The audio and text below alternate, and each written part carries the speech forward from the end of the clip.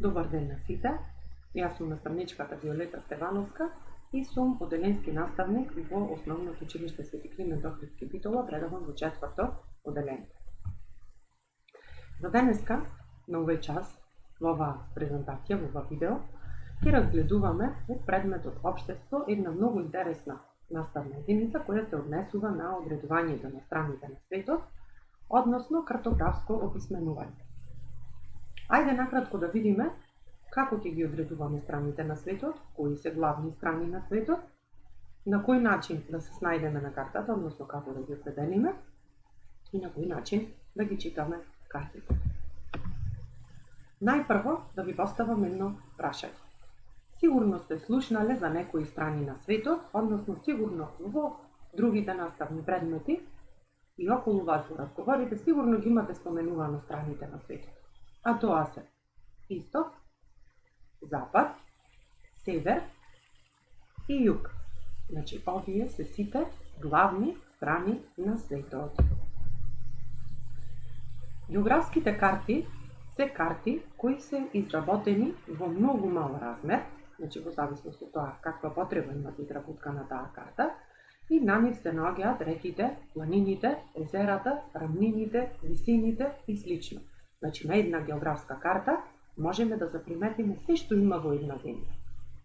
Например, кога ќе гледаме географската карта на нашата република, значи можеме да забележиме дека таа има различни бои, различни знаци и така натаму, додека пак, ако ја гледаме географската карта, например, на Италија, можеме да заприметиме сосема други бои, сосема други знаци и така натаму.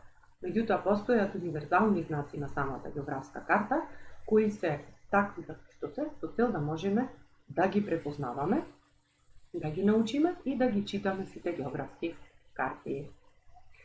Каде се наоѓаат страните на светот, односно како ќе ни биде полесно на една географска карта да ги одредиме страните на светот. Од десната страна на картата се наоѓа Исток, од левата страна на картата се наоѓа Запад, горниот дел на географската карта е Север, а на долниот дел на географската карта се наоѓа Југ. На сликата ви е покажан компас и картата на Република Северна Македонија со цел да видиме каде се наоѓаат главните страни на светот. Значи, како што кажам, имаме Исток, десно, Запад, лево, Север, горе и Југ, долу. Исто така можеме, тие се обележани, значи главните страни на светот, на овој компас се обележани со црвена боја. Меѓутоа гледаме дека помеѓу главните страни на светот има стрелки кои се обележани со сина боја и тие ги одредуваат споредните страни на светот. Односно, меѓу Запад и Север е Северо-Запад, меѓу Север и Исток е Северо-Исток, меѓу Исток и Југ е Југо-Исток и меѓу Југ и Запад е Југо-Запад. Односно, со конкретен пример, на југозападната страна се наоѓаат Охридското и Преспанското езеро. На јужната страна се наоѓа градот Битола, на северната страна се наоѓа градот Скопје и така натаму. Значи, на овој начин ќе можеме да одредиме на која страна се наоѓаат различните градови во нашата република. Читање на картите. Значи, добро гледате дека во позадина на овој слайд се наоѓаат голем број на карти кои имаат различни бои. И гледаме под секоја карта дека има квадратче, односно правоаголниче, каде што нешто се објаснува. Тоа ќе го видиме понатаму како се читаат тие карти и што всушност означуваат. Значи, секоја карта има своји картографски бои и картографски знаци. Значи, има одредени бои, има одредени знаци. Познавајќи ги нив, значи познавајќи картографските бои, картографските знаци, ние можеме да ги читаме картите. Како што ви кажав, картата на бои е универзална и таа важи за сите карти. Значи, без разлика дали сме во Македонија, дали сме во Америка, во Австралија или така натаму, картографските бои се исти насекаде и означуваат исто. Истото тоа се случува и со картографските знаци. Ајде да видиме кои се тие картографски бои. Како што можеме да видиме, гледаме дека со црвена боја се наоѓаат планините, со бела боја, значи зборувам за картографските бои, со бела боја се многу големите висини, значи таму каде што имаме многу голема надморска висина, понатаму со окер боја или кафеава боја се видовите, рамнините се измеѓу зелена и сина боја и водата е означена со розова боја. Додека пак на другата страна се прикажани различните картографски знаци, кои можеме најчесто да ги сретнеме во картите, особено во оние карти кои ни служат за ориентација.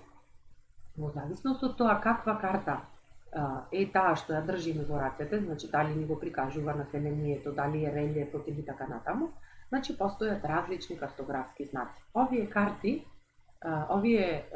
знаци, односно картографските бои, картографските знаци, се однесуваат строго за релјефните карти, односно картите каде што ни означуваат релјеф и на нив можеме да ги сретнеме овие знаци. Сега, рековме дека треба да се оспособиме да ја читаме картата. За да може тоа да се направи, најпрво треба да знаеме што и каде се наоѓа.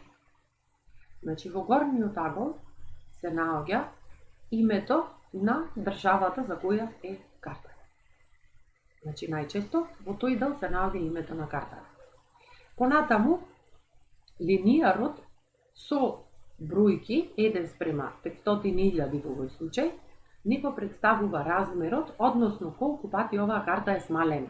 Значи, колкава е незината големина, односно за колку пати ни се представени сите објекти кои се во оваа карта, односно тие се со размер 1:500.000, значи за 500.000 пати е намалена од вистинскиот изглед, оваа карта е намалена од вистинскиот изглед на територијата на Република Северна Македонија.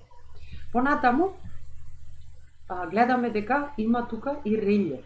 Релјефот е представен со различни картографски бои, како што ви споменав претходно.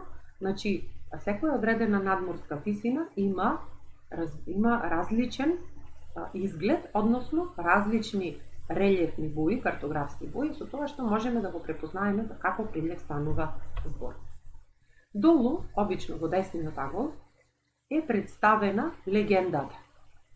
Значи, како што споменавме претходно, во легендата се наоѓаат картографските знаци и преку тие знаци ние можеме да видиме каде и што се наоѓа. Значи, можеме да видиме каде има рудници, каде има термоелектрани, каде има сообраќајници, каде има автопати, кои се главни патишта, каде има аеродроми, така натаму, каде имаме меѓуградски превоз и така натаму. Значи, сето тоа е објаснето во легендата. Значи, во легендата се наоѓаат токму картографските знаци. И исто така, на долниот дел од легендата, како што можете да видите, има висинска скала. Односно, боите што беа на претходниот слайд, односно во претходниот дел од видеото, прикажани, тука се напишани, односно нацртани се во вид на оска, со тоа што со самата боја ни се прикажува за кој ниво на надморска височина станува збор. Значи, гледаме како што оди да се затемнува бојата, така се зголемува и надморската висина, за да врвовите, кои се со многу голема надморска висина, се означени со сива или со бела боја.